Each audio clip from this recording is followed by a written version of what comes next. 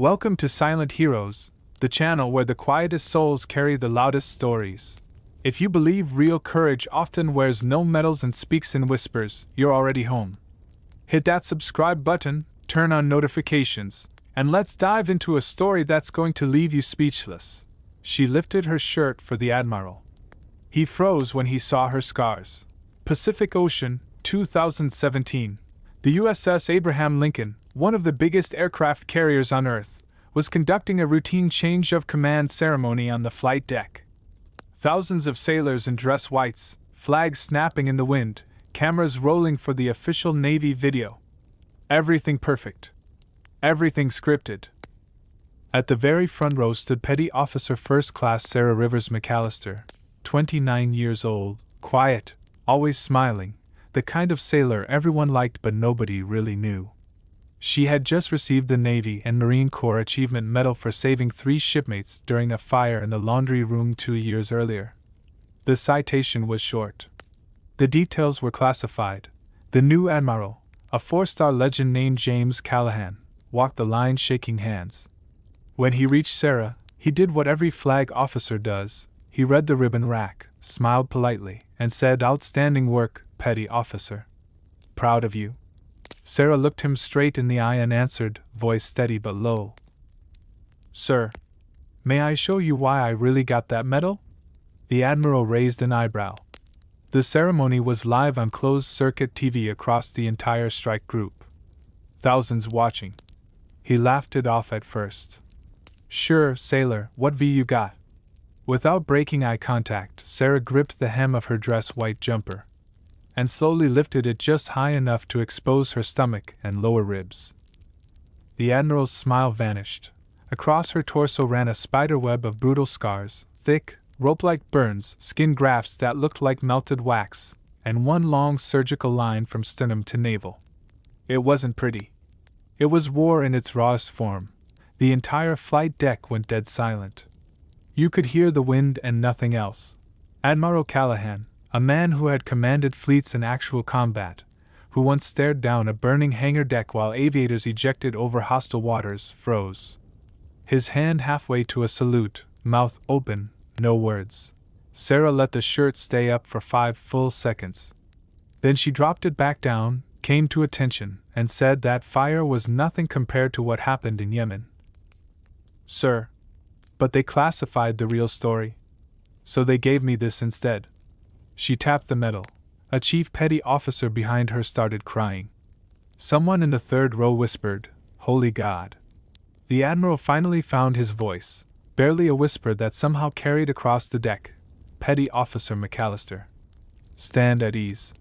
He stepped closer, eyes locked on where the scars disappeared under fabric, and asked, "How are you still standing?" Sarah smiled the smallest smile. "Because somebody had to come home and tell the others it's okay to hurt out loud, sir.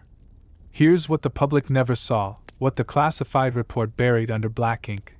2 years earlier, Naval Special Warfare Support ship in the Gulf of Aden. Sarah was a hospital corpsman attached to a SEAL platoon on a night raid in Yemen. Intel went bad. Ambush. The whole team got pinned inside a burning safe house. Sarah, only 5 feet 4 inches and maybe 120 pounds soaking wet, dragged 4 wounded SEALs out one by one through a hallway that was literally melting. The last one weighed 220 pounds plus gear. The ceiling collapsed while she was pulling him. Superheated metal and burning fuel poured across her torso. She kept dragging. By the time the QRF arrived, her uniform had fused to her skin in places. The SEAL she saved, Master Chief Ryan Huck Huckins, lost both legs but survived because Sarah refused to let go of his drag strap even while she herself was on fire. Doctors gave her a 20% chance to live. She spent 9 months at Brooke Army Medical Center learning how to breathe again, how to walk again, how to live with skin that felt like sandpaper every minute of every day. The Navy didn't want the story out. Bad optics. Female sailor burned half to death saving elite operators. Too many questions about rules of engagement, about why a corpsman was even in that building. So they classified it. Gave her a safe little achievement medal for a laundry fire nobody died in, and sent her back to the fleet with a smile and odd story. Until that day on the flight deck, Admiral Callahan, still pale, turned to his aide and said, loud enough for the microphone to catch it, "Get me the classification review board on secure line." This ends today. 3 weeks later, the real citation was declassified. Sarah received the Navy Cross in a private ceremony, the first female sailor in history to earn it in direct ground combat. Master Chief Huck, now in prosthetics, pinned it on her himself, tears running down both their faces. But the moment that went viral, the moment that broke the internet across America, Canada, Australia, the UK, wasn't the medal ceremony. It was the 11-second clip someone shot on a phone that day on the Lincoln, a young woman in dress whites lifting her shirt, an admiral going pale, and 5,000 sailors realizing in one heartbeat what real heroism looks like when it takes its mask off.